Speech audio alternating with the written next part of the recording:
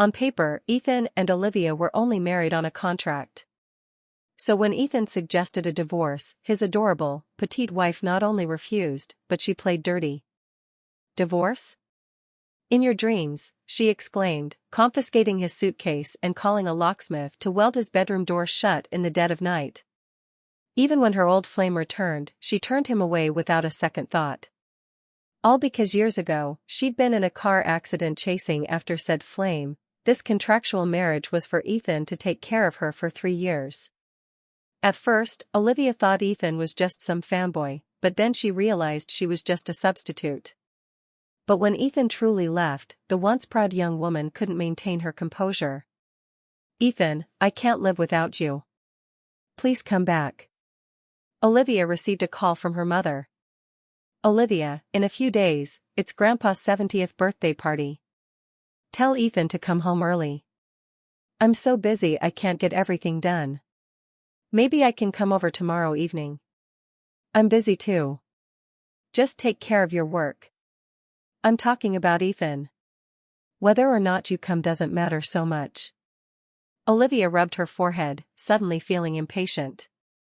The driver glanced at the stunning woman in the back through the rearview mirror, marveling at her beauty. It was clear she could easily rely on her looks, but her abilities were just as impressive. Before graduating college, the entertainment company she founded was valued at $70 million. But a car accident threw her life into turmoil. She couldn't stand on her own feet anymore. It drove her nearly insane, trapping her in bed with self-blame. Fine. I get it. Ethan is mom and dad's real child, and I'm just the adopted one, aren't I? I'm hanging up now. Bye, Olivia snapped, ending the call. It was absurd. Ethan was only her contract husband, yet the entire Ha family doted on him like he was gold, like he was the real thing. The car pulled up in front of a luxurious, modern villa. The driver pulled the parking brake and quickly got out of the car to open the door for her. Olivia struggled to stand, wobbling slightly. Luckily, the driver caught her arm. It's okay, David. I'm fine, she said, waving him off. She scanned her fingerprint and the gate opened. Watching her walk into the courtyard, the driver couldn't help but marveled at the Ha family had taken Olivia to countless doctors, but they'd all delivered the same verdict, incurable. But after 3 years of Ethan's care, she'd miraculously stood up. What's more, she'd become more optimistic, overcoming her psychological trauma. Olivia opened the front door and a wonderful aroma wafted out. Olivia, you're back. Just a minute, dinner's almost ready. What's for dinner? She asked, kicking off her shoes, revealing small feet encased in toe socks. She wiggled her toes slightly. Even though she was still recovering, she felt as if she was on cloud 9. Shrimp stew, pepper chicken, crab rangoon, Ethan's voice called from the kitchen. Olivia tiptoed to the kitchen doorway, peering at the handsome man with slightly messy hair, cooking dinner. If it were anyone else, she would have complained, but when Ethan flipped a wok, wearing a checkered apron, his brow occasionally furrowing in concentration from the cooking smoke, he exuded a rugged handsomeness. Ethan turned around and smiled at her. He quickly washed the wok and discarded the cooking scraps. Let's eat. I made too much again. You'll turn into a pig if you keep eating like this. Olivia rolled her eyes at him, but still ate the shrimp he placed in her bowl. Ethan had painstakingly peeled the shrimp for her. You're so thin, you need to gain some weight. Besides, you're still recovering, he said with a tender smile, betraying none of the coldness expected from a husband in name only. The meal filled Olivia to the brim. She declared she couldn't eat another bite, but Ethan kept piling food on her plate, causing her to grumble, eating too much makes my head feel fuzzy. Olivia sprawled on the sofa, staring blankly at the 100-inch TV screen. The sudden ring of her cell phone shattered the peaceful after-dinner mood. Seeing Ryan Foster on the screen, she frowned and pressed the power button. Olivia, why aren't you answering your phone? Ethan emerged from the bedroom. I'm tired and lazy to answer, Olivia said, snuggling into the sofa in a pose that was both indolent and adorable. Oh, right. Ethan, my grandfather's 70th birthday is in a few days. Mom says you should come home early, Olivia said casually, using her toes to change the channel to a news broadcast, preparing to drift off to sleep. Now that her legs had regained feeling, she liked to do everything with her toes as much as possible, fearing that someday she'd have to return to those dark 3 years. But she didn't know how seductive this unconscious act looked. Olivia, there's something I want to talk about, Ethan said, drying his hair and sitting down in front of her. Talk, Olivia said, snuggling into the sofa in a pose that was both indolent and adorable. Ethan took 2 pieces of paper from the drawer and placed them in front of her. Olivia, let's get a divorce. Olivia woke up from what felt like a dream, her eyes widening in surprise, but the expression was fleeting. She didn't treat it as a big deal, even mumbling, "Oh, right." But at that very moment, the phone on the table rang again, Ryan Foster's name shining on the screen. Ethan simply glanced at it and let it be. Olivia, it's your ex-boyfriend. Aren't you going to answer it? Olivia answered lazily, her tone slightly annoyed. What's it to you? You're not my anything. Olivia originally intended to ignore it, and stretched out her toes to turn off the phone, but then she realized that she was wearing a skirt, and the toe socks have already been taken off. If she stretched her feet like this, wouldn't Ethan see everything? So she had to sit up. At the same time, she noticed the words "divorce agreement" on the document. Her heart clenched, a suffocating feeling washed over her like a tidal wave, making her beautiful face pale. Ethan, what the hell are you doing? Her voice exploded, a mixture of angry petulance and questioning. An oppressive weight fell upon him. Olivia, thank you for everything over the past 3 years. Thanks to your help, I was able to afford surgery for my mom and take her to the best hospitals in the country. But ultimately, what we have is just a contract. Now that he's back, it's time for me to leave. I can't keep delaying your life any longer. You deserve your own true love, Ethan said with a smile, but other than the smile, his face was devoid of emotion. Olivia stared at him, shocked that she couldn't see any signs of sadness, pain, unwillingness, or even a hint of reluctance. Olivia slammed her hand on the table, enraged. Ethan, what do you think you are? I've given you at least $1 million over the past few years, helped your mom recover from a serious illness. And this is how you repay me? 3 years ago, after my accident, the Ha family put out ads everywhere, offering $1 billion reward just to find someone who could cure Olivia. At that critical moment, you appeared. And you said you were my fan and all you wanted was for Ha to give you a chance to stay. At that time, Olivia was in a very bad mood. No matter who it was, whether it was her parents or relatives, she would scold them, smash things, and beat people. Anything sharp was not allowed next to the bed, because she would hurt herself. Ethan passed the challenge of the Ha family, taking care of Olivia with dedication every day for 3 years. No matter how Olivia treated him, he silently endured it. If it were someone else who was treated like this, they would definitely lose all patience and leave, but Ethan did not. On the contrary, he created a miracle. The day Olivia stood up, her mother cried with joy, and her father constantly thanked him. The whole family was almost unanimously agreed to let the two get married. Olivia did not refuse, but put forward a contract. Her heart was made of flesh, how could she not know how Ethan had treated her, but in her heart, she still had something on her mind. Olivia, I know if it weren't for you, my mom probably wouldn't have made it. We only registered the marriage to deal with your parents, we haven't had a wedding. No one knows we're married.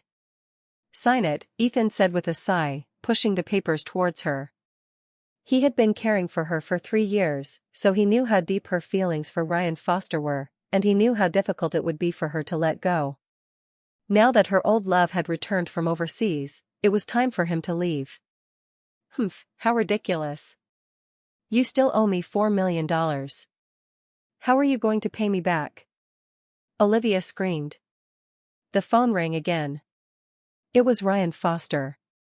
Ethan left the papers on the table and stood up to leave. Olivia, don't deceive yourself any longer. Isn't he the only one who occupies your heart?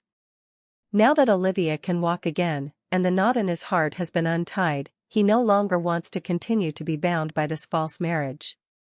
Ethan! Olivia roared like a furious lioness. The noisy ring of the phone enraged her, so she threw the phone on the floor.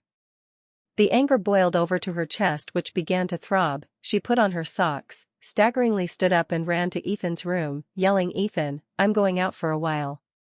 If I don't see you when I get back, you're dead. And if there's a divorce, it'll be me divorcing you." Olivia grabbed her bag and ran out, but before she left, in her haste, she tripped and hit her head on the metal door. It hurt so much that she couldn't breathe for a long time. She slammed the door shut, locking it from the outside and smashing the key in the lock. Then she laboriously carried a heavy flower pot over and barricaded the door. She didn't know where she got the strength, but she did it. Divorce? In your dreams. Who do you think I am? You're just some broke guy trying to divorce a multimillionaire? Are you insane? Olivia, exhausted, opened her car with her fingerprint and set the auto drive on her way out of the property. Inside Ethan's room, he sighed. He had packed his luggage. On the table was a picture of an incredibly beautiful girl who looked exactly like Olivia, but her eyes were different. "Janice, I'm sorry, I still haven't gotten out of the darkness to commemorate you. I found someone who looks like you and pretended to be her fan, and I was by her side for 3 years. Looking at her, I always felt like you were still alive, but you left me many years ago. It's been so long, I have to start a new life. Will you bless me from heaven?" It was an unusually quiet afternoon in the villa. Olivia, her hands clammy, quickly jumped out of the car, opened the door, and ran into the house, forgetting to turn off the engine. She didn't even turn on the lights, running straight to Ethan's room and pounding on the door. "Ethan, open the door. Open the door." But the room was silent. She twisted the doorknob, opened the door, and the scene before her almost made her collapse. The room was empty, everything had been neatly cleaned up. The closet was empty. There was a lone black suitcase. She ran over and opened the closet, it was empty. The drawers were also empty. Even the personal toiletries in the bathroom had been taken away. "Ethan, are you crazy? Who allowed you to leave? I'm a multimillionaire. How dare you divorce me? Do you look down on me? Do you want to dump me?" Olivia screamed in the empty house. Just then, her mother called. "Olivia, what's wrong? Did you argue with Ethan? Why did he run over to your grandparents' house in the middle of the night like this?" Olivia gritted her teeth angrily. "That crazy person, I don't know what's wrong with him. I'm so mad." Her mother asked worriedly, "What's wrong? What happened? If you made Ethan sad, quickly apologize. If you're embarrassed, I'll help you." Olivia became even more angry. "Ryan Foster is back." "Wait, what? What did you just say? Ethan went to your grandparents' house?" "Yes. Don't you know?" Olivia gnashed her teeth, exploding, and said, "Okay Mom, I got it. I'm going to yell at him." Her mother reproached. "It must be because of your nonsense with Ryan Foster that Ethan misunderstood. You don't want to apologize, but you want to scold him?" Olivia was already annoyed, and hearing her mother scolding made her even angrier, ending the phone call immediately. Olivia turned around to leave, but looked at Ethan's suitcase and was displeased with it. She walked over and wanted to open the suitcase, but it had a combination lock. She ran to the living room and took out a toolkit, taking out a hammer and a screwdriver. It took a long time before she pried it open. The scene in the suitcase made her laugh. Ethan's clothes and belongings had been neatly packed.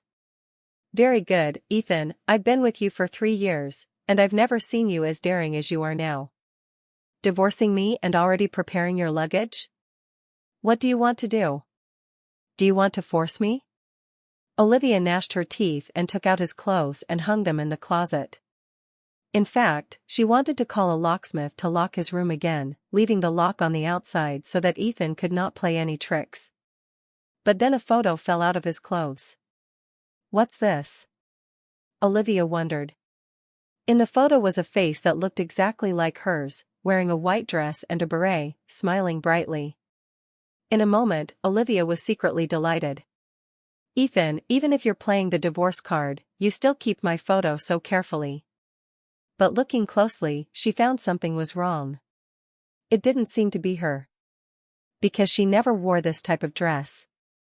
Looking at it a second time, she felt that it was not her.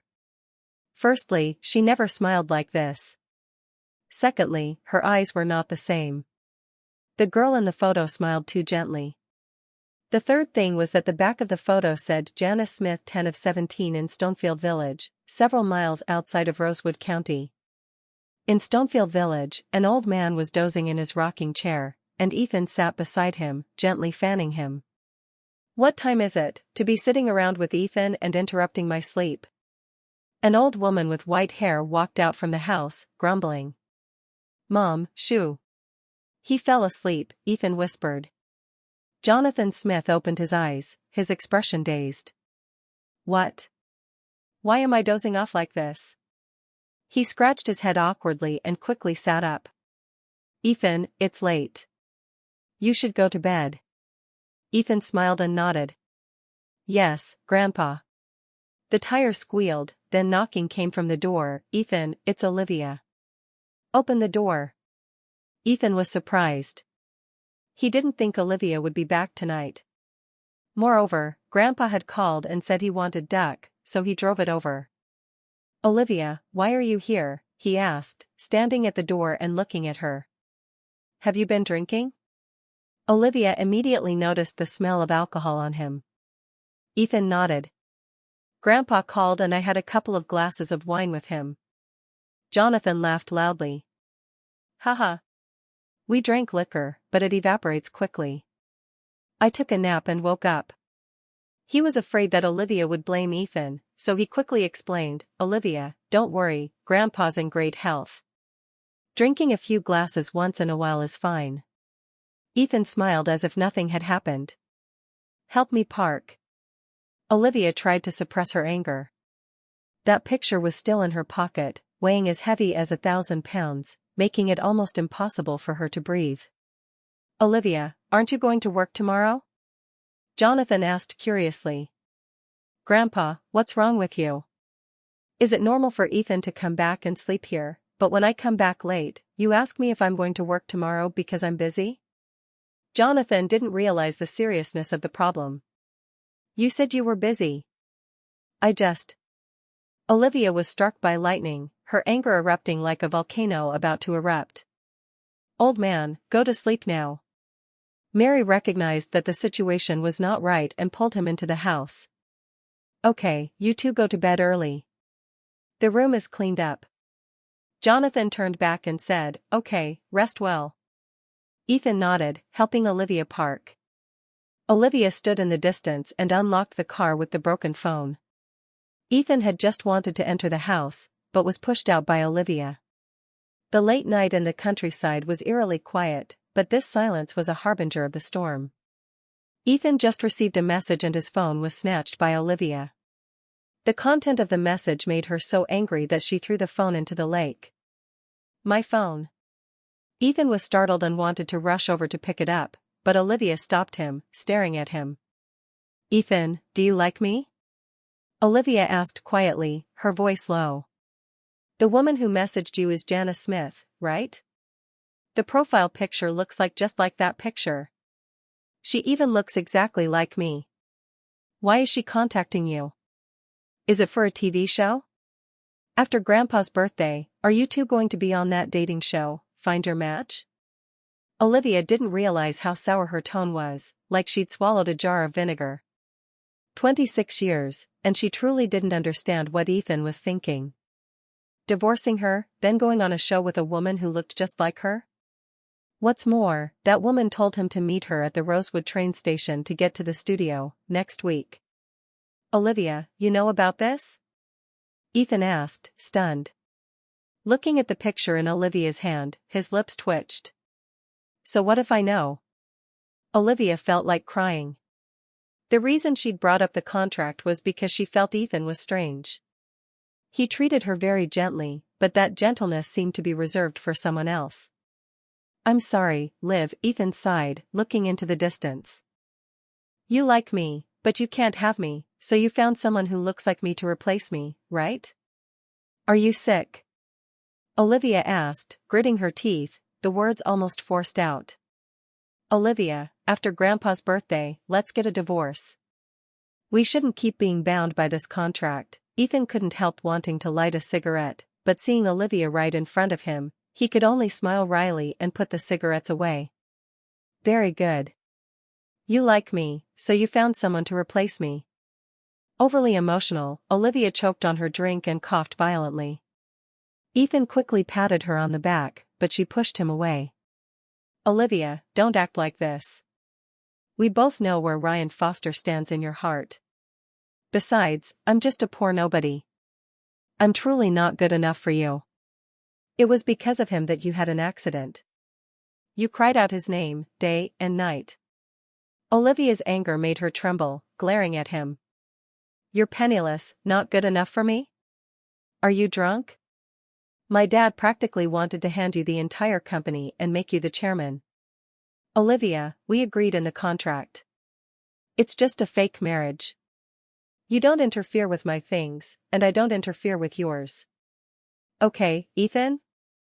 You want a divorce, right? Fine. Let's divorce right now. Her strength seemed to have been drained. She stumbled and tried to walk, still trying hard to not let him see her heartbreak. She didn't know why she was heartbroken, but tears streamed down her face. Seeing that she was unsteady, Ethan quickly chased after her, but she cursed him out and pushed him away. After a few attempts, he could only stand at a distance, watching her get in the car and drive away. Back at the villa, Olivia sobbed, tearing up the divorce agreement. In the dark house, all alone, a chilling loneliness washed over her. Ring, ring, ring. Ryan Foster's phone call came again. She angrily answered and yelled into the phone, Ryan, are you crazy? I told you, there's nothing between us anymore.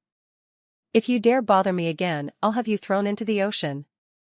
Before the other end could say anything, she hung up. Olivia tried to block the number, but the broken phone screen suddenly froze, making her throw the phone away in anger. 3 years ago, Ryan Foster had quietly left her without a word of explanation, blocking all contact. She went crazy and chased after him, then got into an accident. She didn't understand why. She and Ryan Foster had been childhood sweethearts, growing up together, and their families were close. But he treated her like that. An accident, a broken heart, paralysis, the continuous shocks had completely crushed her will, making her give up. Just as people said, childhood sweethearts are no match for fate. There's always a third wheel who appears and steals the one you love. Ryan Foster was that for her, and so was Ethan to Ryan. It was Janice the girl in the picture. No matter how much she looks like me, she's still not me. Damn it, damn it. Unknowingly, Olivia had fallen asleep on the sofa, clutching Ethan's blanket, curled up tightly. Gurgle, gurgle, gurgle. She was awakened by the pangs of hunger. She rubbed her eyes, feeling a bit of pain. Ethan! Ethan! Where are you? I'm hungry. The voice echoed in the villa, but no one answered. On the table was the laminated photo. The girl's bright smile in the picture made Olivia even more uncomfortable. She remembered, Ethan had left. He wanted to divorce her. At the Rosewood West Cemetery, a lonely figure was smoking, carrying a bucket of water and a bouquet of flowers, walking up the steps to a tombstone. On the tombstone was a black and white photo. The girl in the photo was smiling radiantly, her youth forever frozen at the age of 19. Ethan took a cloth and cleaned the tombstone. The girl in the photo was smiling. On the tombstone was the name, inlaid with gold, beloved daughter, Janice Smith. Ethan lit a cigarette, a smile appearing at the corner of his mouth, his eyes filled with emotion as he looked at the person in the photo. Back then, you were the one who liked hearing me sing the most. Soon, I'll be leaving Rosewood for a while to find my future. Before I go, I'll play a song for you. I hope you're not lonely. Ethan sat down in front of the tombstone, placing the guitar on the ground. The years flew by. How many times did we say? The melodious sound of the guitar rang out. His warm, masculine voice echoed.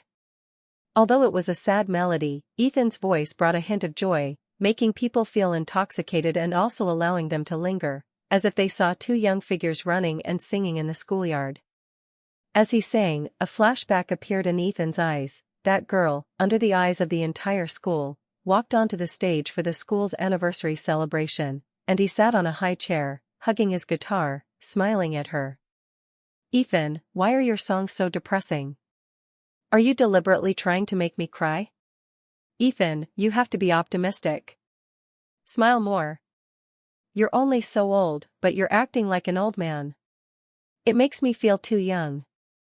Ethan, forget about me. After I'm gone, don't remember me anymore. You have a bright future ahead. Don't chain your life down for me. Ethan, I'm leaving. See you in the next life, you idiot. You never loved me, but if there's a next life, I'll definitely love you. The song ended. The sound of the guitar in Ethan's hand gradually faded. Even if it lasted long, it always came to an end. He reached out and caressed the tombstone, as he used to caress her head.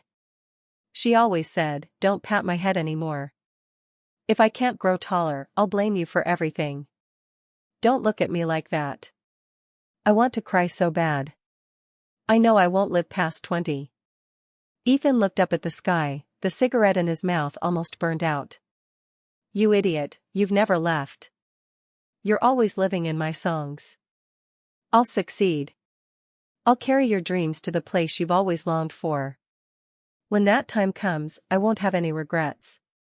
Perhaps I'll consider what you said before you left and live a passionate love, then get married, have kids, and enjoy my old age."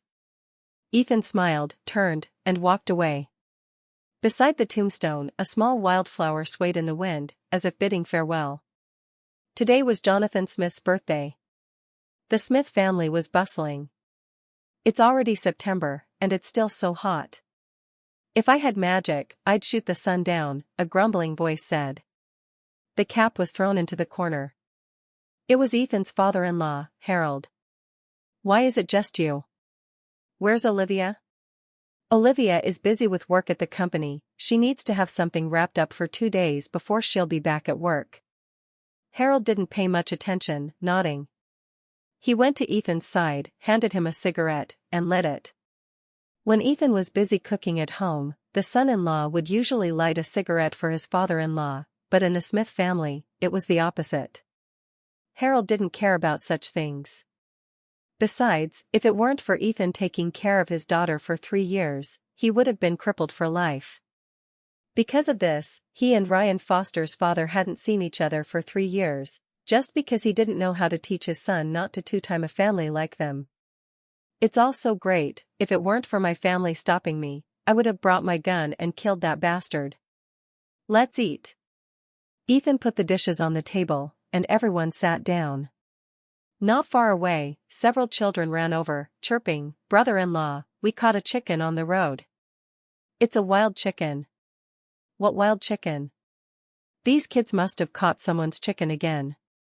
Go quickly return it to them and apologize. Ethan went outside, busy for a while before returning. Everyone waited for him to come back before eating. Even the children didn't touch their chopsticks. Dad, why hasn't everyone eaten? The food will get cold. Ethan was touched. Waiting for you, who else? Harold laughed, pulling Ethan to sit next to him, sitting together on a long bench. Ethan's position in the Smith family was unmatched, even by the family members who managed dozens of companies. When you and Olivia have a wedding, let's have the reception in the village. It's fancy at the hotel, but Grandpa would scold me. Yes, Dad, Ethan agreed, nodding.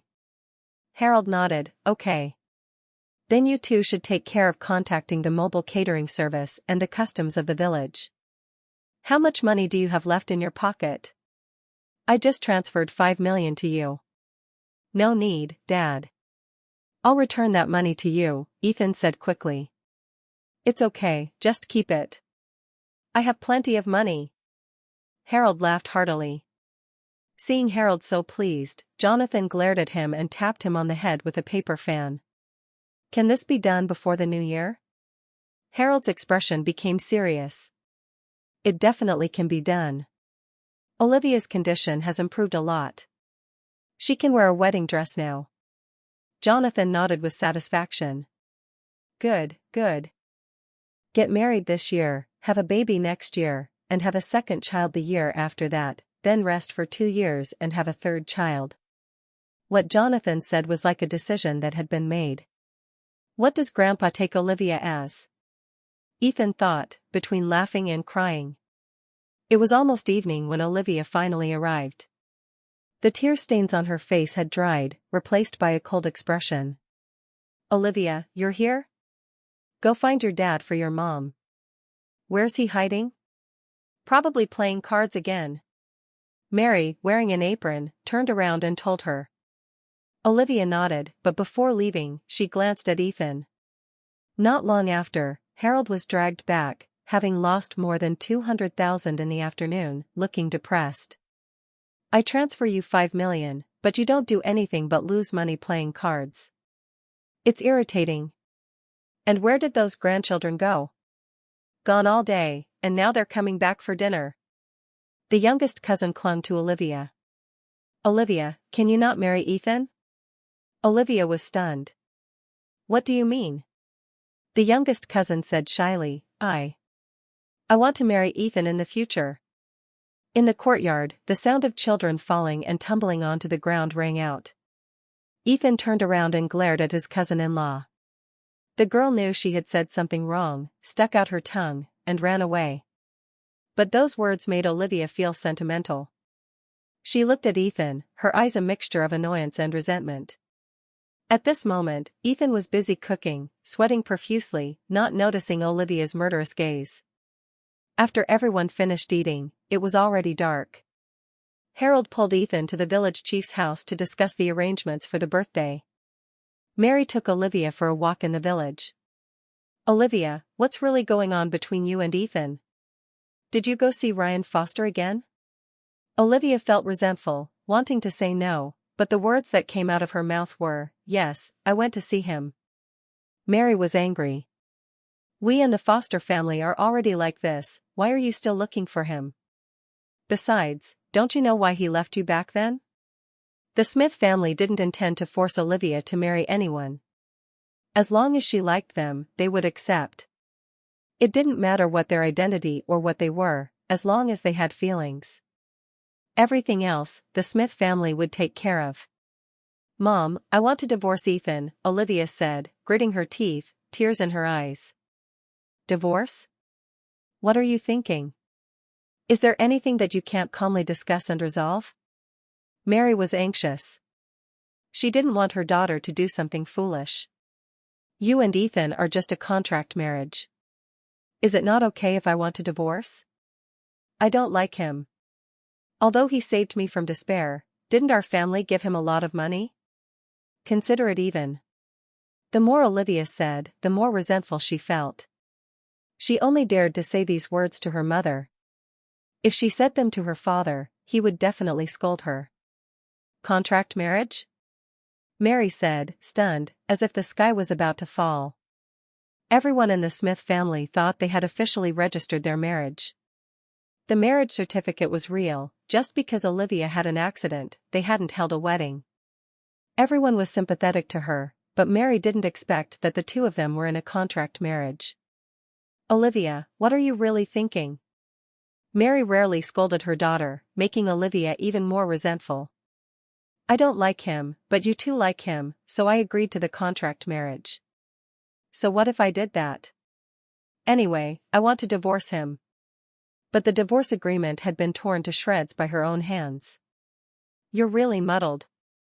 Mary was so angry that her face turned red. At this moment, she felt sorry for Ethan for being dragged into this because of her daughter's recklessness. Olivia, is there still a lingering attachment to Ryan Foster in your heart? Mary tried to suppress her anger. Yes, Olivia said against her heart, but her eyes were extremely firm, facing her mother. You want to piss Mom off, don't you? Mary threw her hand away and left. She thought the misunderstanding between the two wasn't serious, but she didn't expect it to be a contract marriage. Ryan Foster had returned with Ethan's character, and he would definitely give way, but the Smith family's son-in-law could only be Ethan. If Olivia dared to bring Ryan Foster home, Harold would definitely beat him to the hospital. Why is it all my fault? Olivia sat down on the ground, pouting. In the pond where she threw Ethan's phone, ducklings were swimming happily. The moonlight shone on the water, reflecting a glittering light, but Olivia felt extremely helpless. Suddenly, she remembered that Ethan's phone seemed to be waterproof. For some reason, she wanted to know the content of the messages between him and that woman, even knowing that the content might make her feel sad, she still wanted to see it.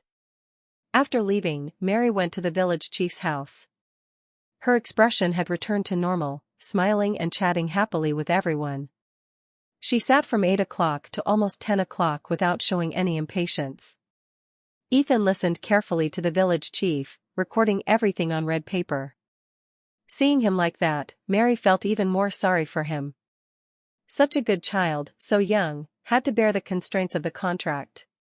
His heart must be very sad and hopeless. On the way home, Mary deliberately sent Harold away to talk to Ethan alone. Ethan, is there anything you're hiding from us between you and Olivia? Mom, what are you talking about? Ethan was secretly worried. If Mary wanted to talk to him privately, it must be about the divorce. You tell me, Mary looked at him, asking in return. Ethan was silent for a moment. Mom, this is my fault with you guys. I should have made it clear to you two from the start. Mom, don't worry, after Grandpa's birthday, I'll quietly leave. I just want to fulfill his last wish. I don't want to see Jonathan be disappointed. His 70th birthday is a major event. If everything breaks down at this time, the Smith family will lose face with the whole village. Leave? Who allowed you to leave? Mary looked at him sternly. Her daughter had caused trouble, but Ethan was willing to bear everything, even when leaving, he tried to protect her daughter. What is this? Ethan, I'll be frank. This family can't be without you. Don't tell anyone about this for the time being. I'll persuade Olivia. Anyway, Ryan Foster will never step foot in our house. You know that. Mom, you misunderstood. That's not how it is. Mary shook her head, interrupting him. Okay, you don't need to say anything more. I know what Olivia is like. Well, if she listened so easily, she wouldn't have insisted on finding Ryan Foster even when she was half paralyzed. Ethan tried to explain about the photo, but Mary was only thinking about the contract and didn't give him a chance to explain. Reaching the door, Mary noticed something strange. There were mud tracks on the ground, stretching all the way from the pond. The mud was clearly visible against the cement.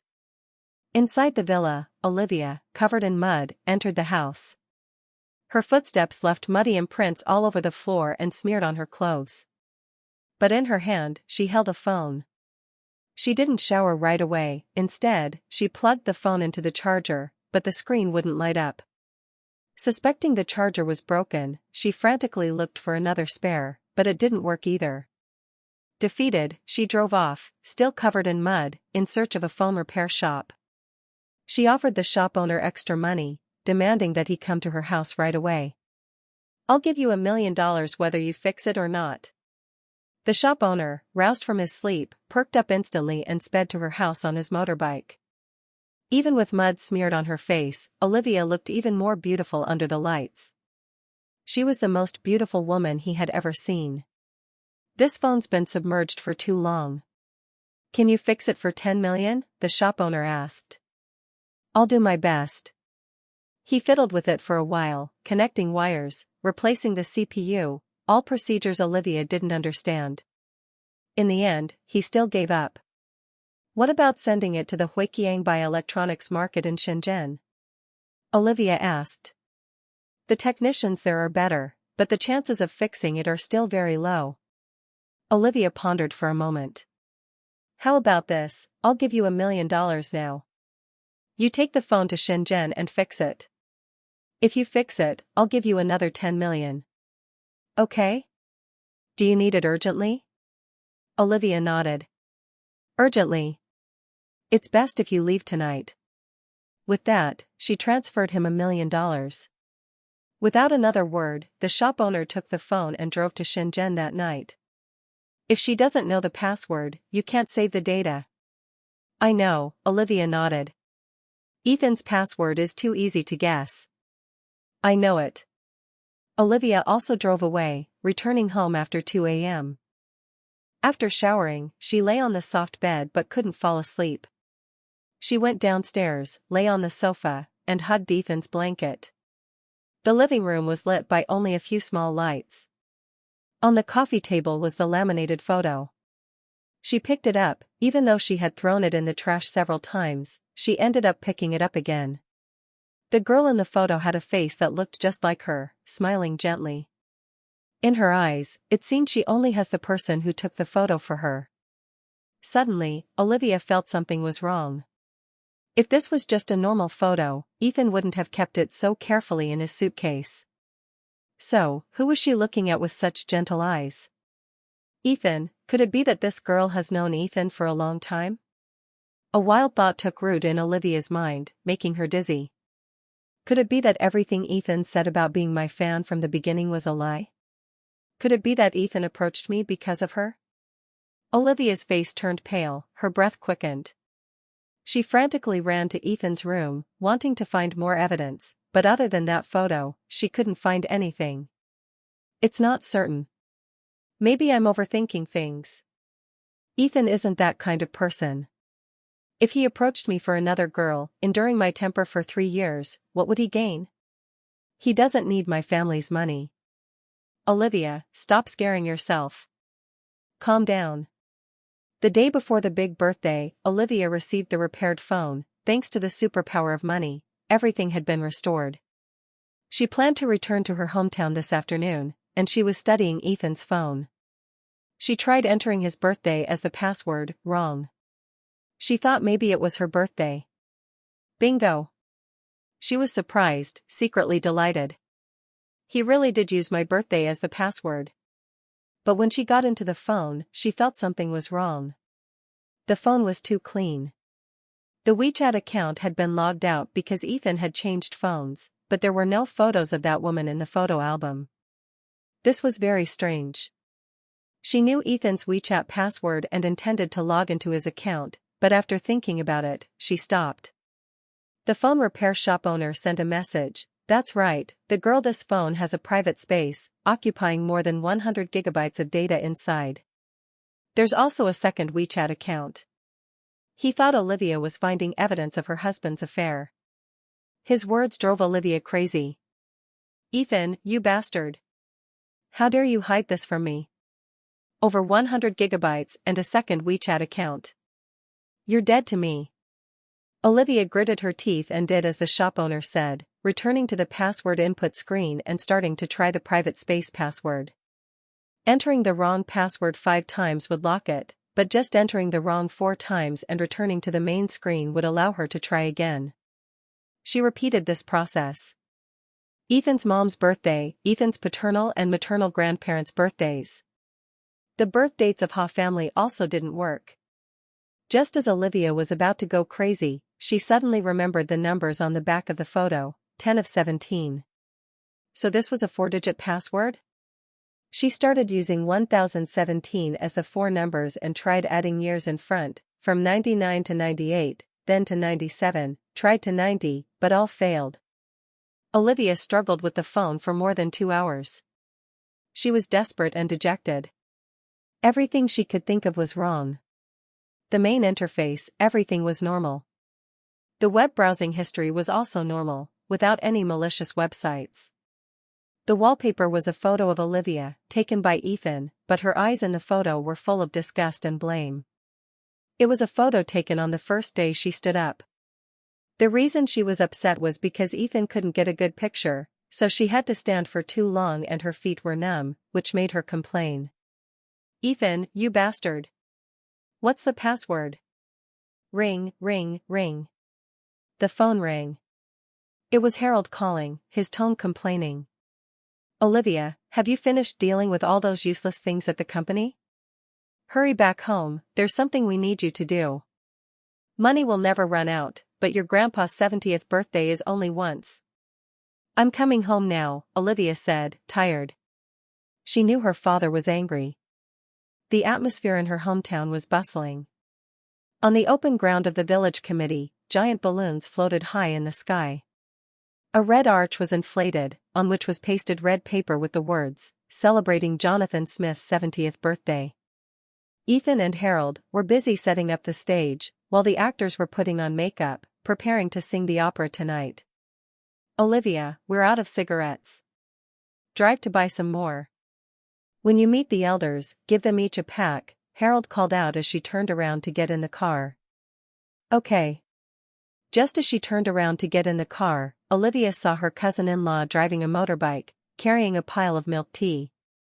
Olivia, milk tea here. Olivia put aside her complicated thoughts about Ethan and affectionately patted her cousin-in-law's head.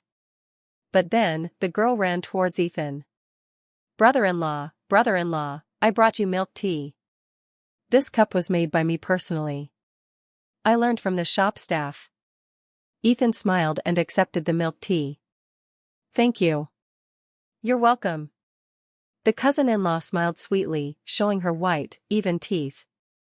Olivia's expression darkened. The milk tea in her hand suddenly became scalding hot. Screech! The screeching of tires on the ground pierced the air, startling many people. What's wrong with Olivia? I told her to buy cigarettes, why is she getting so angry? Even Harold, who was far away, was startled. Uncle doesn't understand. She's jealous. The cousin-in-law stood beside him, swinging her braids, not showing any remorse, on the contrary, she seemed a little pleased. Harold was too busy to react. Jealous? Jealous of who? Ethan isn't having an affair with anyone. The cousin-in-law pointed at herself, sulking. Aren't I anyone? Harold looked at the girl seriously. Come on, you and your sister can't be compared. Your sister inherited your mother's beauty, and you inherited the jealous genes of our Smith family. As ugly as a demon. The cousin-in-law angrily rushed forward, wanting to hit Harold. Uncle, I'll choke you. Everyone laughed. Screech! Olivia stopped the car in front of the grocery store, startling the shop owner. He thought the car was about to crash into the store. When Olivia got out of the car, the shop owner's eyes lit up. A fairy. She's really a fairy descending to earth. But her words were as cold as ice. Buy cigarettes. The shop owner trembled under Olivia's aura, quickly asking what kind of cigarettes she wanted to buy, how many she wanted. When he learned that Olivia wanted to buy $100,000 worth of Chinese cigarettes, he was startled and quickly asked what she needed so much cigarettes for. Knowing that it was for treating guests at a party, he breathed a sigh of relief, secretly delighted. He quickly went to get the goods. But a normal party wouldn't need so many cigarettes. It wasn't until he saw Olivia handing out cigarettes that he understood. So this is how rich people invite people for cigarettes. As the day gradually turned to evening, everyone ate dinner relatively early because of their hard work all day. The banquet table was full of delicious food and fine wine. The Smith family was large, and the dining table didn't have enough space. Occasionally, someone would come to offer a toast. Olivia didn't drink alcohol, but when someone came to offer Ethan a toast, she would stand up and pour the drinks for Ethan for him. The men also hoarded and made noise. She sat next to Ethan, occasionally glancing at his phone, trying to unlock it. Haha, he passed out. He finally passed out. Ethan collapsed onto the table, drunk. Laughter rang out. Why are these kids always targeting my son-in-law? There were no other people here. Brother-in-law, what's wrong? Do you want me to help you back to rest? The cousin-in-law and several children surrounded him, asking worriedly. It's okay. Let me lie down for a while, Ethan said, his face down on the table, waving his hand. But at this time, he was dizzy and couldn't stand up. You guys are too much. My sister said not to drink, but you guys kept forcing her. My sister can handle more than you guys. The cousin-in-law glared at everyone. Olivia glared at her cousin-in-law. If you care about Ethan, just care about him. Why are you dragging me into it? I'm not your sister anymore? Olivia, just drink a little. Stay at your grandparents' house tonight. If you don't drink today, you have to drink tomorrow. Mary approached. You drink it. Olivia gritted her teeth, picked up the wine, and drank it. Just as she was upset and complaining about Ethan, moreover, all night he didn't use a password, only using facial recognition or fingerprint recognition, she planned to wait until midnight to use his fingerprint. To try to open the private space. Because when setting up the private space, in addition to the password, you can also set up fingerprints, but her mood became increasingly agitated, feeling that she couldn't wait until midnight anymore. That's right. Mary's eyes softened. If Olivia was still rolling around with the contract and still wanted to divorce Ethan, she would really drag her to a corner and scold her. Olivia, go to the village chief's table and offer a toast. They're all elders in the village. Jonathan called. Okay, Olivia took the wine and went to the village chief's table, starting to offer a toast. She also didn't know when she got drunk, just kept drinking and drinking until she woke up on the bed. Olivia, I told you not to drink if you can't handle it. If you're drinking, why do you drink this much? Drinking is just to create atmosphere, no one is forcing you. Why are you drinking so enthusiastically? Mary helped her back to the room, put her on the bed, and said helplessly. Earlier, Mary had repeatedly tried to persuade her, but she didn't listen to anyone, drinking whenever anyone offered and drinking even when no one offered, as if she had gone crazy. Mom. Olivia lay on the bed, sobbing. What's wrong, child? Mary sat beside the bed, caressing her daughter's face, her eyes full of love. Ethan, he's a bad guy. Olivia became even more resentful, taking advantage of her drunkenness to pour out her long-held feelings. She cried and made a lot of noise. How dare you say he's a bad guy? You should say you're the bad guy. Why did you come up with the contract? Mary frowned, scolding her. Ethan, he has someone else.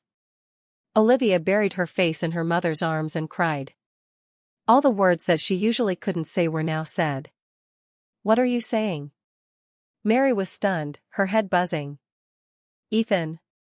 Olivia didn't finish the sentence, crying and falling asleep. Mary took off her shoes and socks, covered her daughter with a blanket, and turned on the air conditioner. But in her heart, she wasn't calm at all. A moment later, Ethan was helped back to rest by her and her aunt. After a long time, although he was more sober, he was still drunk. Looking at Ethan, Mary couldn't believe he was the type of person who liked to have affairs. Ethan always put the Smith family first. He often visited the elders and cooked meals for Olivia every day. Some people said Ethan was useless, just a freeloader, but the Smith family didn't think so. In fact, if anyone dared to say that, they would scold that person right away. If Ethan was really a freeloader, would Harold even look at him? Would Jonathan respect him so much? Therefore, she thought this was just a misunderstanding. Click. The room door closed. On the bed, two people slept soundly, but one person was like a fish out of water, constantly snuggling into the other's arms, hugging them tightly. The morning sunlight streamed through the cracks in the curtains, shining on the bed.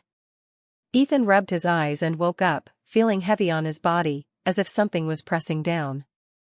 A faint fragrance wafted over. Turning to look, he saw Olivia tightly embracing him. Her hair was slightly messy, and her whole body was snuggled into his arms. She was sleeping very soundly, but his right arm was already numb. Ethan tried to pull his arm away from her body. Olivia seemed to sense something was leaving her, struggling to hold him, hugging him even tighter. Ethan struggled. Her figure was truly perfect. Although she was still wearing clothes, the feeling was so soft. Since when had he been so close to Olivia? Even during the 3 years of taking care of her, he had never been like this. Olivia woke up hazily, immediately seeing Ethan's handsome, slightly rugged face. Looking down and seeing that she was hugging him, her face turned red, quickly letting go of Ethan's hand. "Ethan, you dared to take advantage of me while I was sleeping." Olivia almost went crazy. Clearly, he already had someone else in his heart, so why was she hugging him so tightly? Was she so obsessed with him? "I'm sorry, Liv," Ethan sighed, knowing that arguing with women was always disadvantageous. Thump. Olivia, both embarrassed and angry, kicked him off the bed. "Without my permission, how dare you sleep in the same bed with me?" With that, she quickly checked the clothes on her body. The clothes were still intact. She breathed a sigh of relief, but when she couldn't hug him, she felt empty and uncomfortable, and a sense of loneliness and loss rose in her heart. Her body instinctively wanted to hug him. "I'm sorry, Liv. Tonight I'll drink less and won't get drunk again. I'll sleep on the floor from now on." Before, every time he returned home for the new year, Ethan would return to Rosewood, but now that the two were legally married, the Smith family naturally wanted them to sleep in the same room. "Stop pretending. I don't care how much you drink tonight. Tonight, I'm going back to Rosewood," Olivia said coldly. Ethan sighed again, turning to take a shower. Everyone in the family had gone out early. Even Jonathan and Mary had gone to the open ground of the village committee. "Brother-in-law, why did you wake up so late? Everyone is busy already." The cousin-in-law, along with several children, ran in, pulling Ethan, who was drying his face. "Haha, I drank too much last night and overslept." "Have my parents-in-law arrived yet?" Ethan asked with a smile. The cousin-in-law nodded. "They've arrived. My dad told me to come and wake you two up. We have to go welcome the god at 9 a.m. With that, the girl ran off, knocking on Olivia's door. "Olivia, wake up. Are you a pig? What time is it and you're still sleeping?" Then the sound of Olivia coldly said, "I heard." Before, she really liked this playful cousin-in-law, but now, whenever she saw her, she felt uncomfortable. After that, a group of children surrounded Ethan, pulling him towards the village committee, but when they arrived, the atmosphere was very tense. Harold was clenching the chair tightly, his face red, as a group of people tried to hold him back.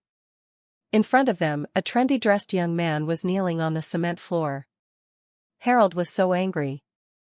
"Don't anyone stop me. Today, I have to beat this scumbag to death." Harold raged, beyond anyone's control. "Ryan, you deliberately chose to cause trouble when we were about to welcome the gods, didn't you? You think I wouldn't dare to hit you? I've seen you grow up. If I knew you were this kind of person, I'd have thrown you into the ocean to drown." Jonathan shouted, "Shut up. It's almost time to welcome the gods. Control yourself. Don't bring your anger with you." Harold was anxious. This scumbag obviously hasn't given up yet and is still clinging to Olivia. Jonathan glared at him and walked up to Ryan, his voice cold. "Ryan, today is a happy day for the Smith family. I don't want to make a big deal out of it. Just leave. Olivia is already married to Ethan.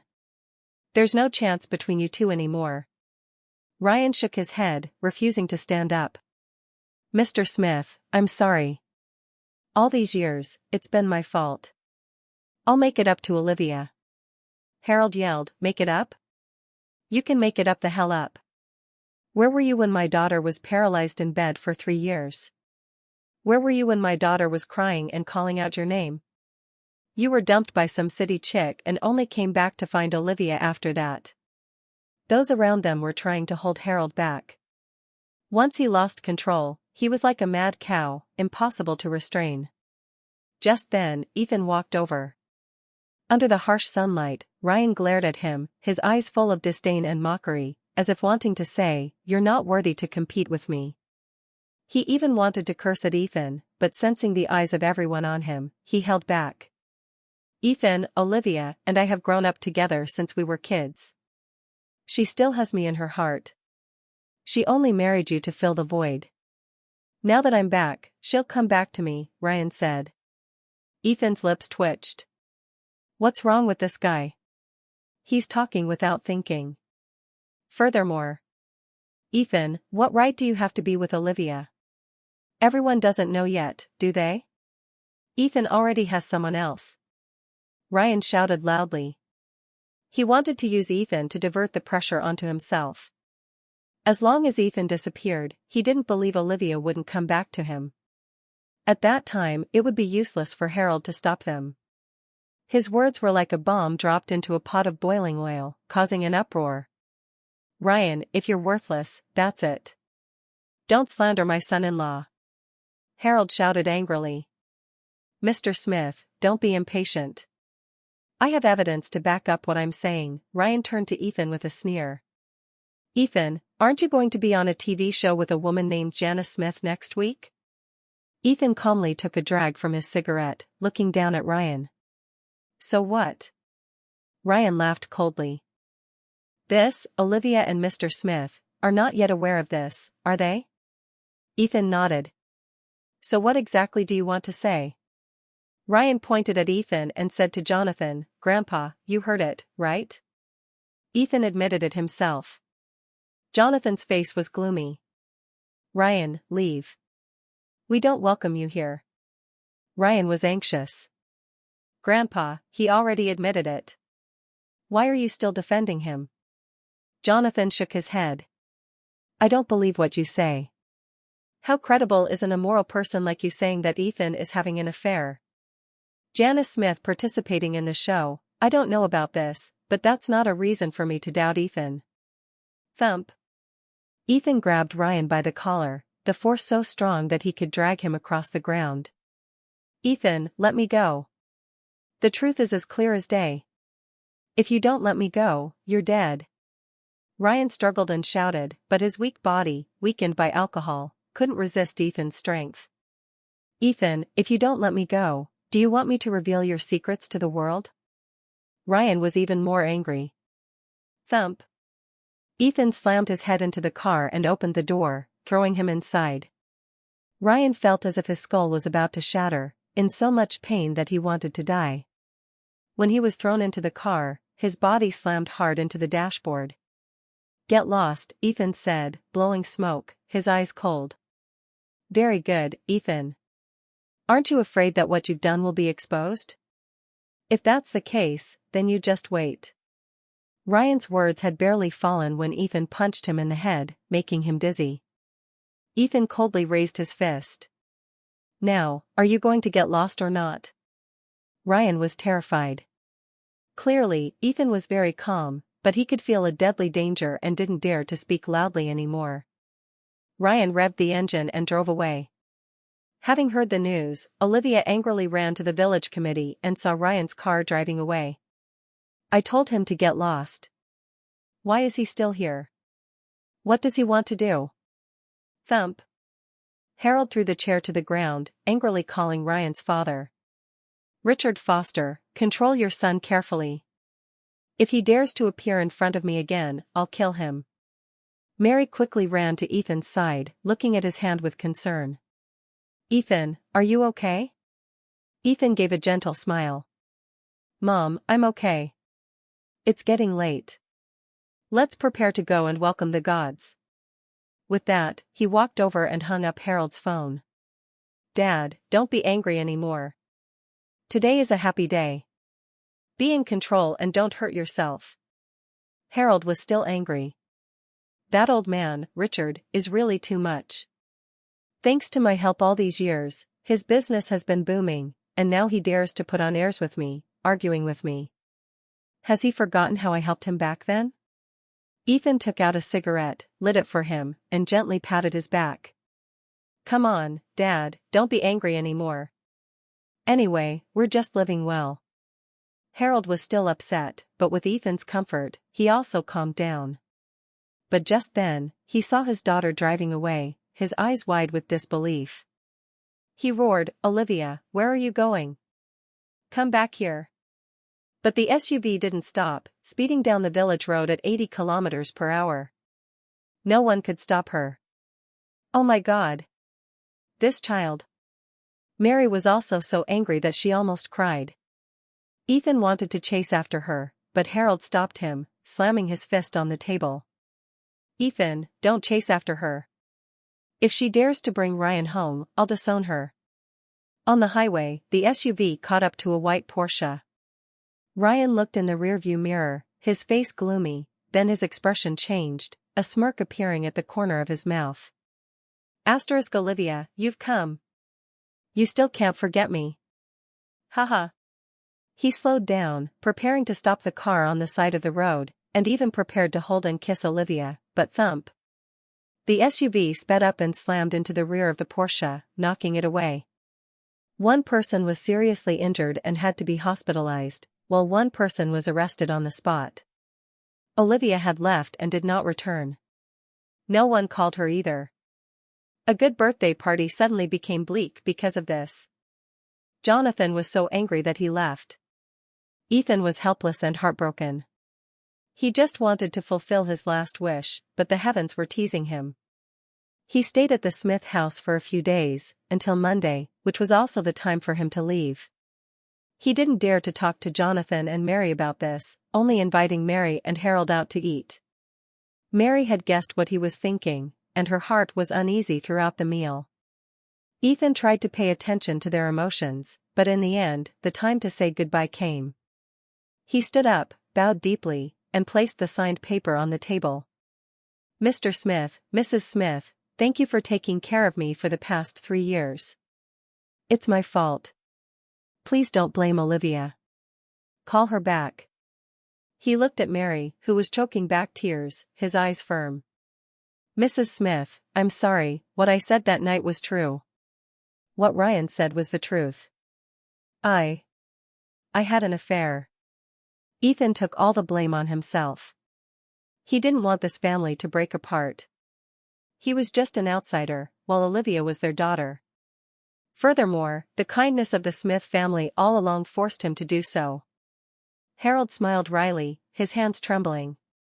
Ethan, what nonsense are you talking about? Why? Ethan shook his head, his expression serious. This is true. Tomorrow I'll be on the show with Janice. At that time, Mom and Dad will see it.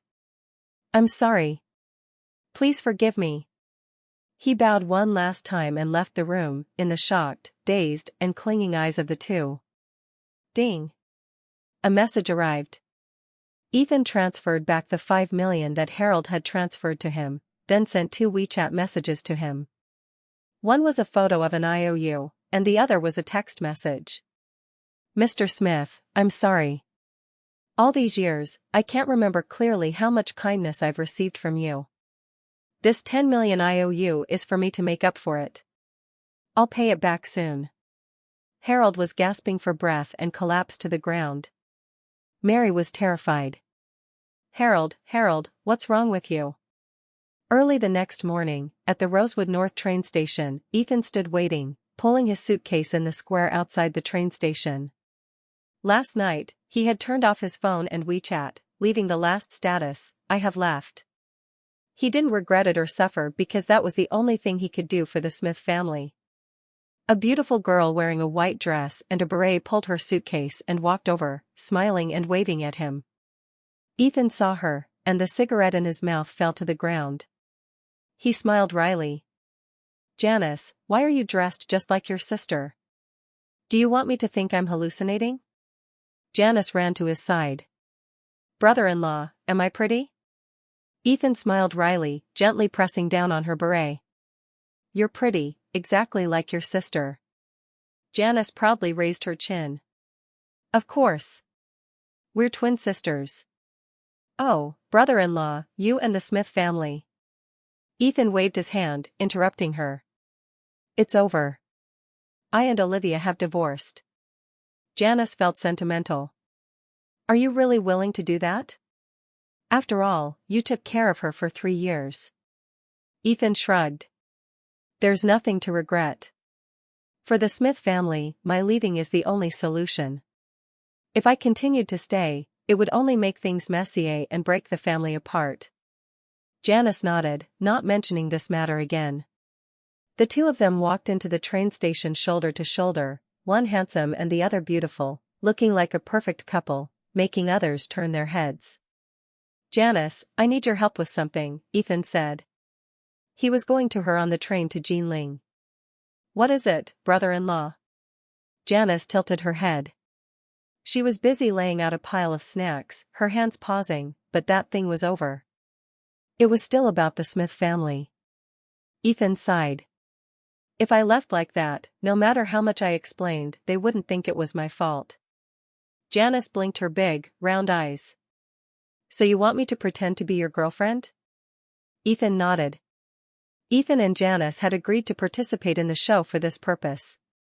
As long as the Smith family witnessed Ethan and Janice being intimate, they would completely give up hope, and Ethan would stand before the public to take all the blame on himself.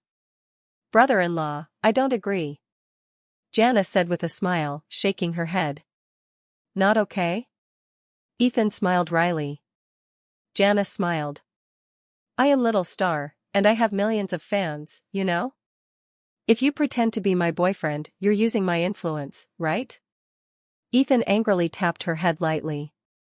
"What if I use it?" "Can't I use it?" Janice put out her fair hand, palm up. "So, you have to pay 1 million. Ethan gently patted her palm. "Here's 100. That was so childish. Janice spread out her hand, there was nothing. "I am childish, okay? What's wrong with me? I'm the sister of your family, don't let her be childish." Then Jan put on the hand of Yen Chen, making people around him look jealous. At the Rosewood police station, the Foster family accused Olivia of intentionally causing a traffic accident, causing Ryan to be seriously injured and breaking many bones. The Foster family didn't contact Harold because they wanted him to come and beg them himself. As long as they caught Olivia, they didn't believe Harold wouldn't worry. But the Foster family struggled and struggled, using all means to keep Olivia at the police station. In the end, she was still released. The reason was very simple: Olivia insisted that she didn't do it intentionally. She said she still had feelings for Ryan and accidentally crashed into his car while chasing after him. As for why she continued to step on the gas after the collision, she said she panicked. She remembered the accident that year that left her half paralyzed, her legs disabled. Due to the psychological shock, she remembered the scene of the accident that year, so her body couldn't control it and kept stepping on the gas. The Foster family was so angry that they were suffocating. Everyone knew Olivia did it intentionally, but there was no evidence. Although the accident didn't kill Ryan, it also left him bedridden for half a year. "Olivia, you'll have to pay," Ryan's mother shouted in front of the police station. Unable to rush up and tear her face apart. "Okay, I'll wait and see. I've recorded the words I just said. From today onwards, if something happens to me, the police will come to the Foster family.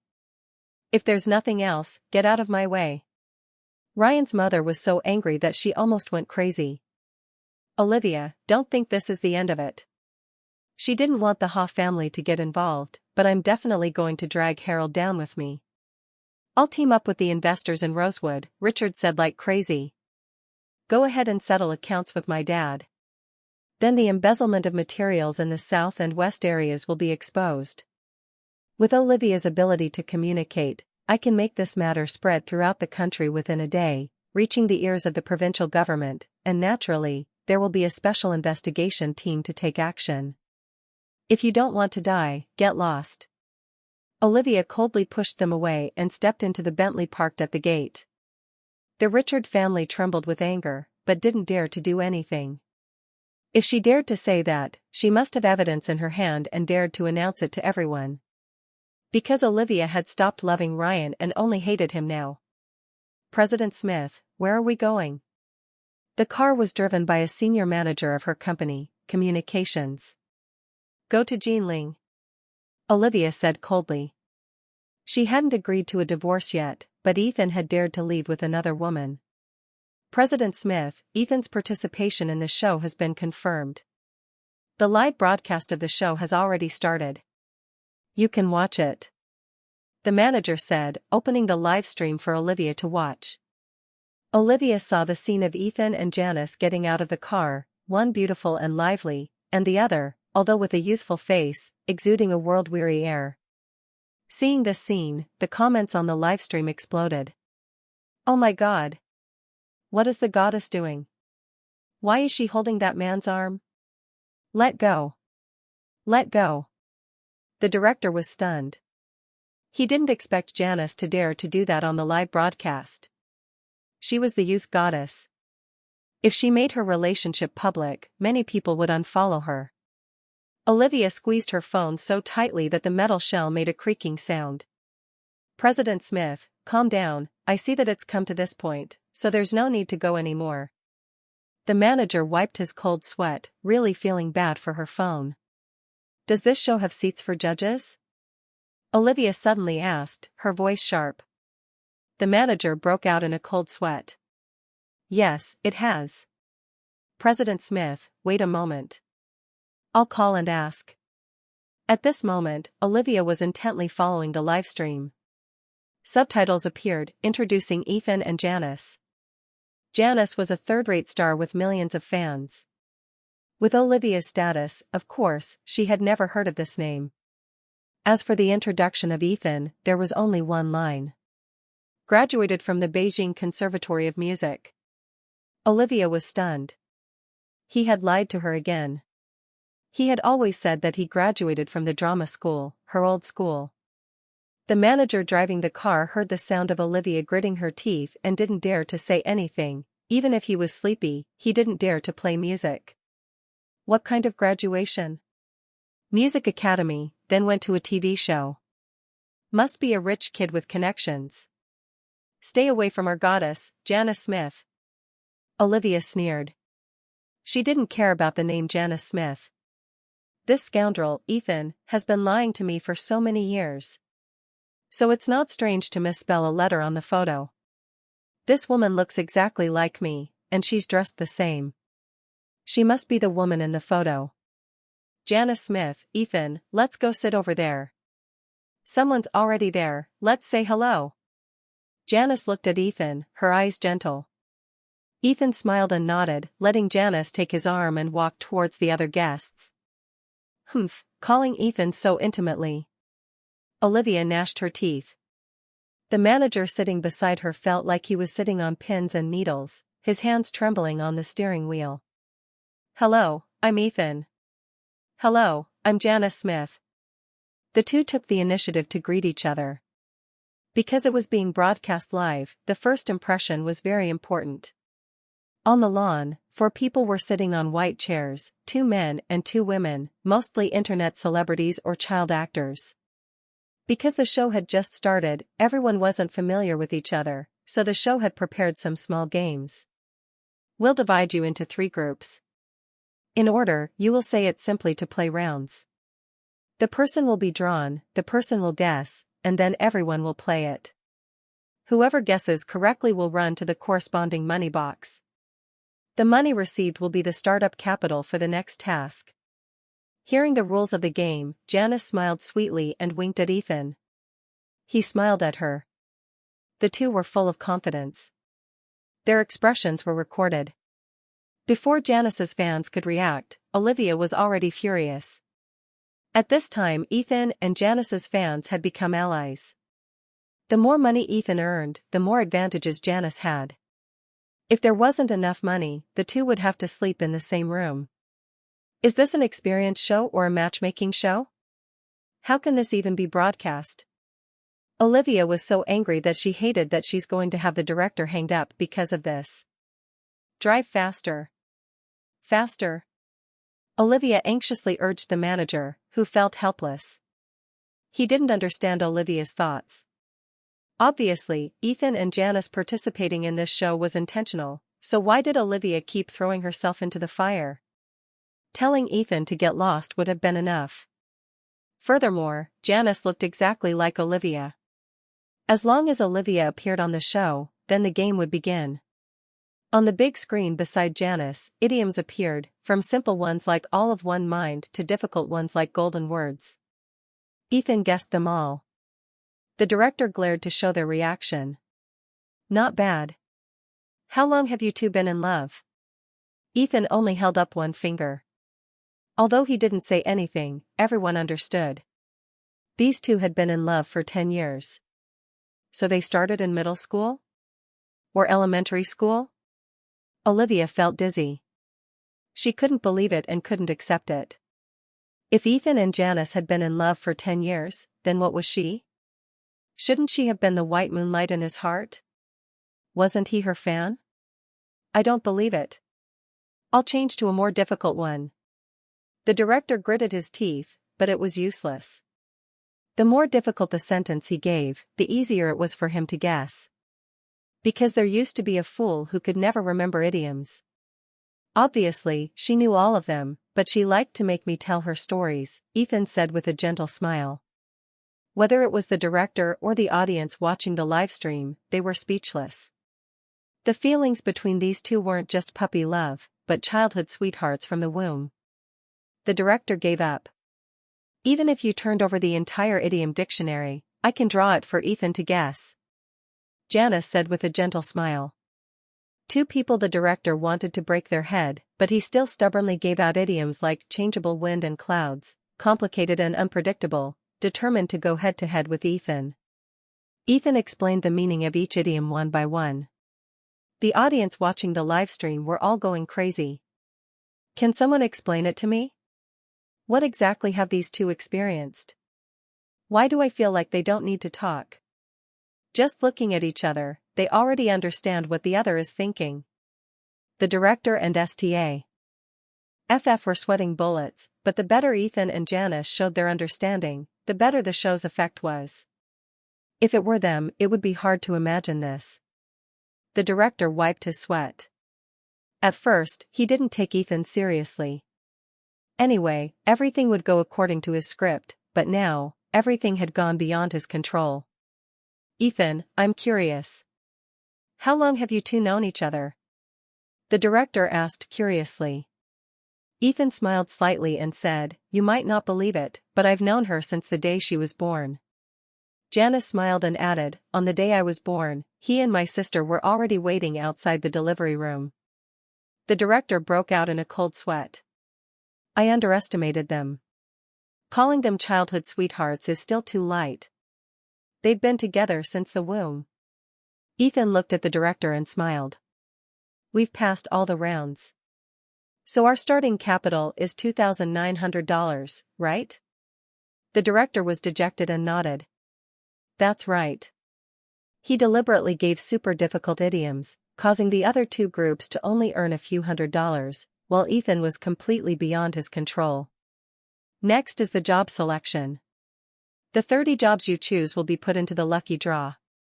You will draw lots and experience the selected job. Please send a representative from each group to come up. Ethan stepped forward to take the list. In the list, almost all the jobs that could be started immediately were listed. He chose them all. Everyone was stunned. The show had created surprises and had given some strange jobs, making everyone laugh. For example, a manure cleaner. No one wanted to do this job. The director swallowed. Ethan, have you looked carefully? I'm not talking about normal jobs like sweeping garbage. Suppose someone calls you to unclog a toilet, will you go? Ethan nodded. As long as the job is legal and makes money. When I was young, my family and Janice were very difficult. Her sister was seriously ill and could die at any time. And my dad left us with a debt before he died. From a young age, we had to go pick up scraps, collect waste paper, and catch fish in the river to sell at the market. We've almost done everything. The director was also speechless. Ethan wasn't complaining at this time. There was only peace on his face.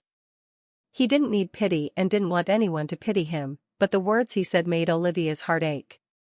In Olivia's eyes, Ethan was always an optimistic, positive, and all-powerful person.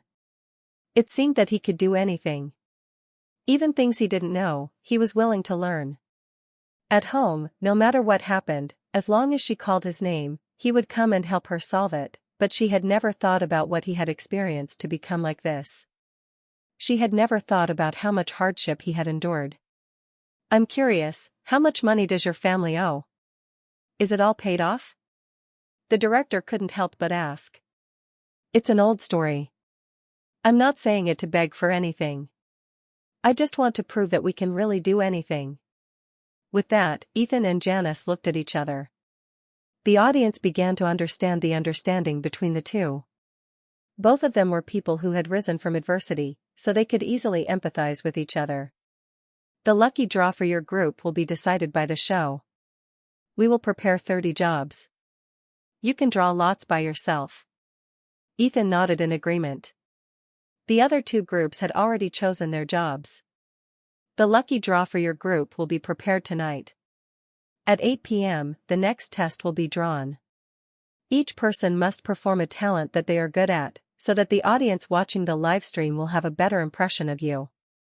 The first two groups performed singing, dancing, and rapping. What performance are Ethan and Janice going to perform?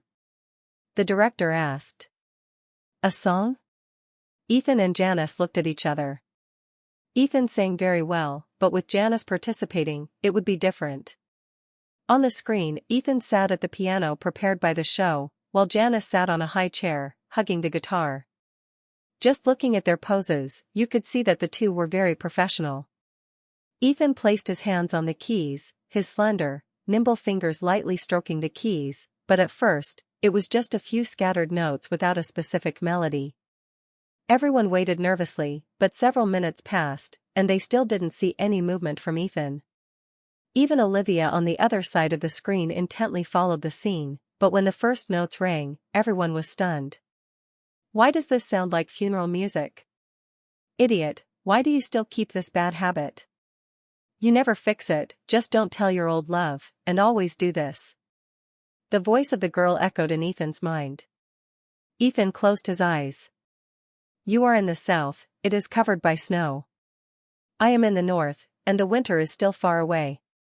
Although it will end up divided into two, but for now, I am still good, am I not, you idiot?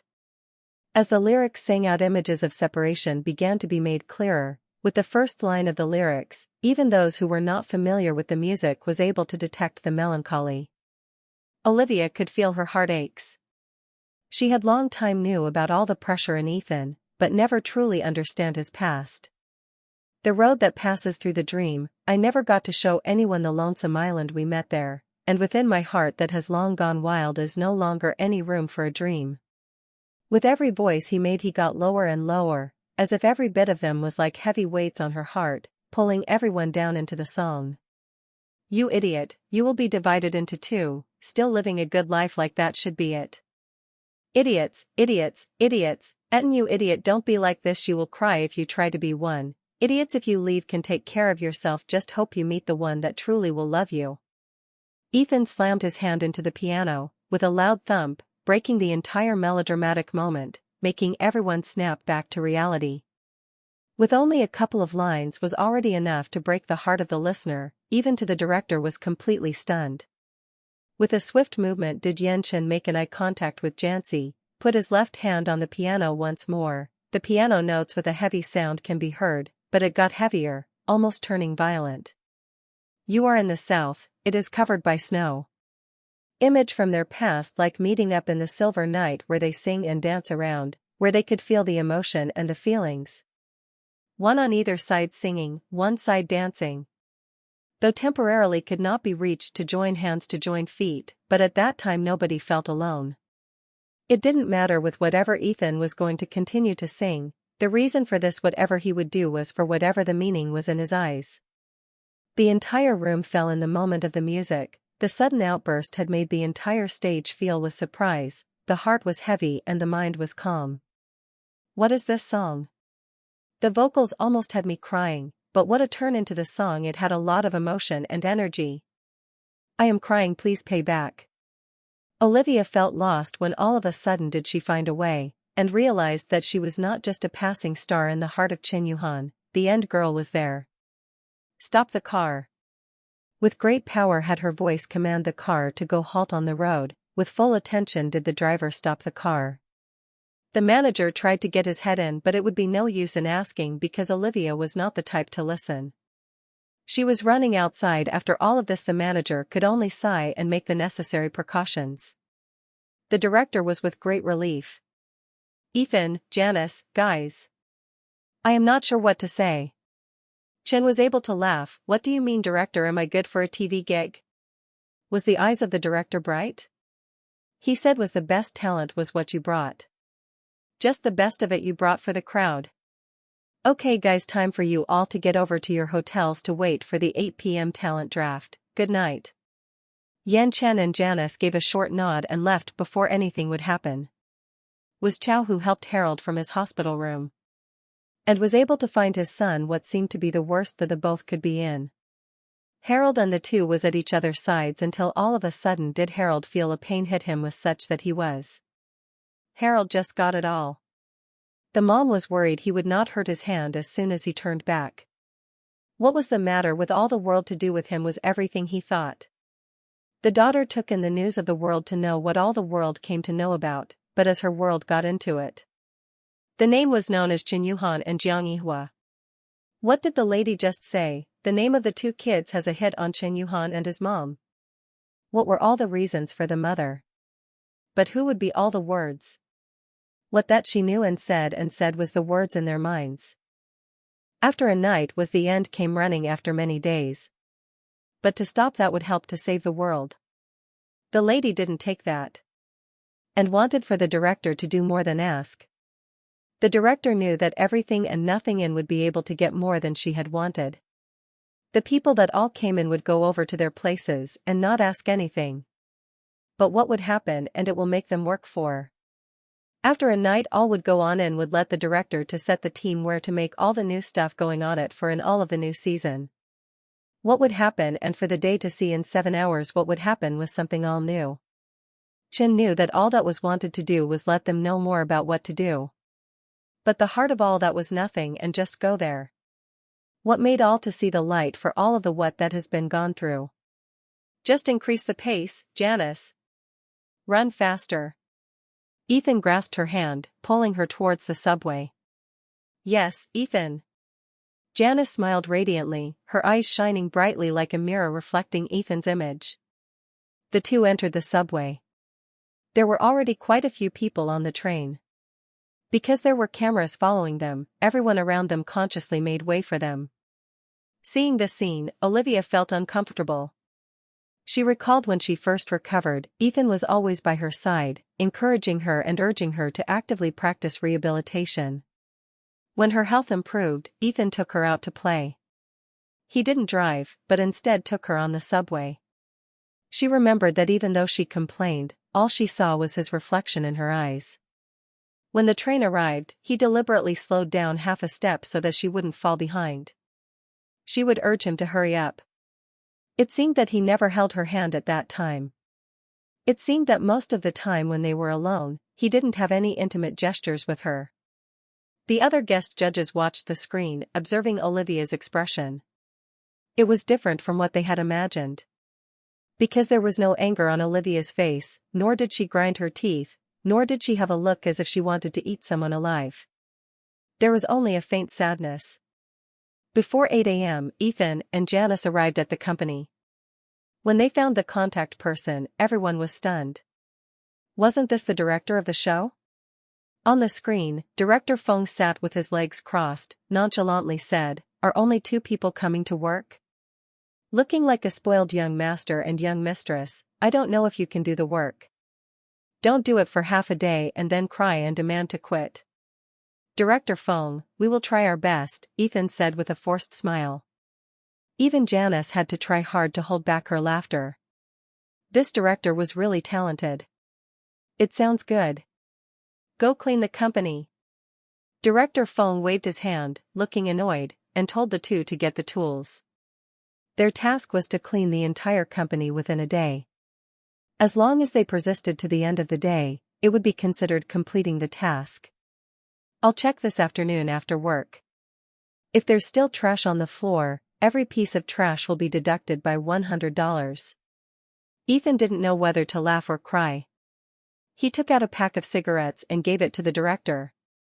The camera shot the director in detail. The director was stunned and pretended to be surprised. Chinese cigarettes. You're really willing to spend. You only use luxury cigarettes. Ethan improvised, we just came to work. Shouldn't we make a good impression on the boss? Boss Feng, I don't know if the employee dormitory here has a discount. You're also very understanding. I heard that it's not easy for you to participate in the program. Director Feng glanced around, raised 4 fingers, and secretly opened the WeChat payment QR code. A notification that he had received $4,000 rang. The director smiled brightly. You've hit the jackpot. A 40 square meter room, 1 bedroom, 1 living room, fully furnished, can cook. The 3 groups of guests scattered. On the livestream, comments exploded. Everyone, hurry over to Channel 1. There's something good to watch. Chef Ethan is in the kitchen. On the screen, Ethan, wearing a cleaning staff uniform, was standing in the company's cafeteria, holding a big wok in one hand and a spoon in the other, stir-frying vegetables. His wok skills were very skilled. The big fire on the stove was skillfully adjusted by him. I didn't expect Ethan to be so good at cooking. This skill must have been trained. It looks delicious. The guest judges watching the livestream exclaimed in surprise. Most of them were internet celebrities, but they were far inferior to Olivia. Looking at the sumptuous meal in front of her, Olivia didn't have any appetite. Since being taken care of by Ethan, she had gotten used to the food he cooked. She couldn't swallow the food outside. Clatter. Olivia slammed the chopsticks on the table and threw the microphone to the side, causing the livestream in the judges' room to have static noise for a moment. I'm not eating anymore. Throw it all away. With that, Olivia left. The other guest judges were silent. The show didn't dare to say anything. A female staff member led her to the room. Olivia lay on the bed, feeling exhausted. Ring, ring, ring. The phone rang. She picked it up and saw it was Chloe, her best friend, calling. She felt even more bitter in her heart.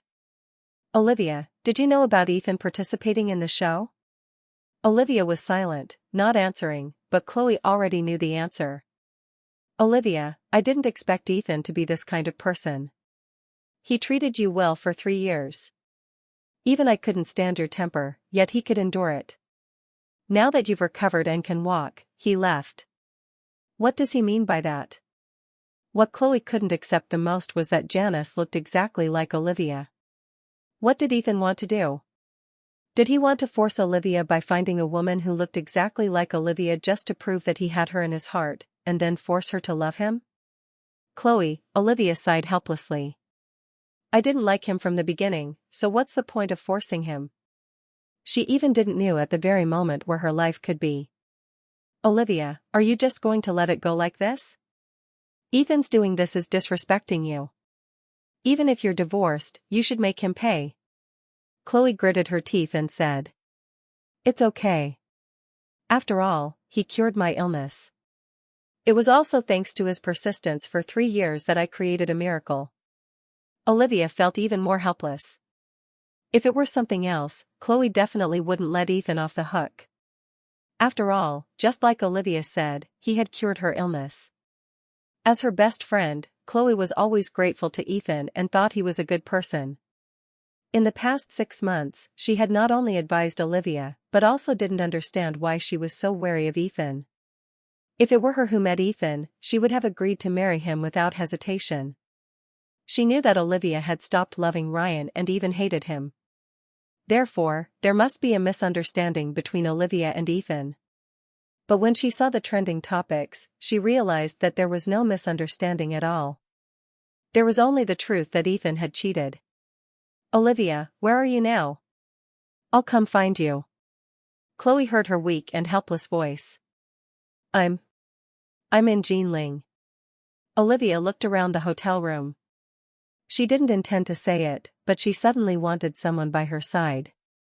Jinling? Isn't Ethan's show also filming in Jinling? Are you going to find him? Chloe asked worriedly. Olivia was silent again, but Chloe understood. Olivia, wait for me. I'll fly to Jinling to find you right away. There are some words that you can't say, so let me say them for you. I have to ask him for an explanation. According to Chloe, Olivia must have known about Ethan's affair for a long time, so she hesitated to entrust herself to him. She didn't expect Olivia to endure until now and even personally come to Jinling. If it were her, she would have taken a knife and gone to find Ethan long ago. Okay, Olivia nodded and sent her location to Chloe. I'll be there right away. Chloe immediately drove to the airport.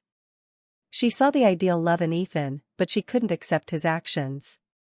But at the airport, Chloe met people she didn't expect to see. Mr. and Mrs. Smith, Grandma and Grandpa? Why are you all here? Harold was also surprised. Chloe, weren't you going on vacation abroad? Why are you back? Chloe quickly stepped forward.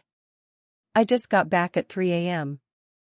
I was planning to go to Jinling to find Olivia. Where are you all going? Harold was stunned. Olivia is in Jinling? Chloe was a little surprised. Yeah, don't you know? They had been working with and taking care of her ever since she fell ill.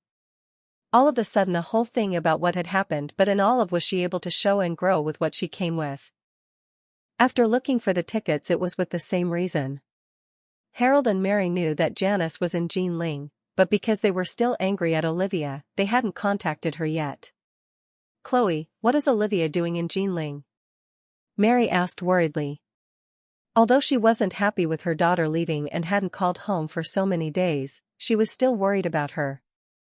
It seems that she's in the hotel of the film crew of the show that Ethan is participating in. I heard that she's a guest judge. Chloe didn't hide anything. Harold and his wife looked at each other and breathed a sigh of relief. At least everything wasn't as they thought. At least Olivia hadn't gone to find Ryan Foster. Mr. and Mrs. Smith, you guys, why did they bring Grandma and Grandpa to Jinling then? What are all the reasons? Chloe asked, still confused. Chloe, do you know Janice Smith, the girl who's with Ethan? Mary asked. Yes, I do. Chloe nodded. Mentioning Janice made her feel angry again. Mary pointed to herself and then pointed to her mother.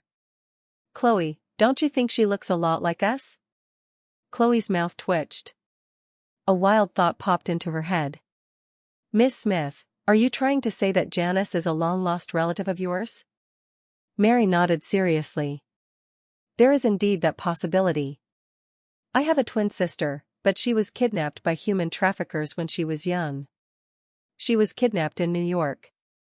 We searched for many years, but we couldn't find her, so we had to give up. Chloe took a deep breath, feeling that her worldview had been turned upside down, but it made sense.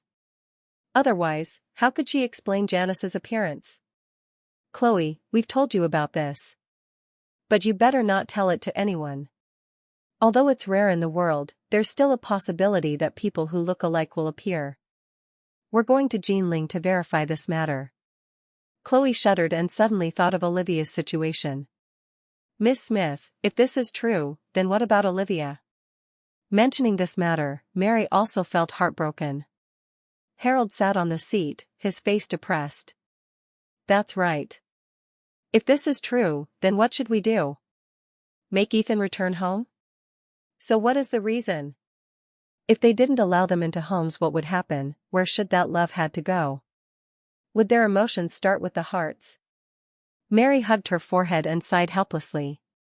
Chloe, what that and we all know, just get and there with a new way what we help and come out. How that be what and now get there. Harold, that we help a new way to go through. Time for a look, what if for show a new was time? Where do this got for all?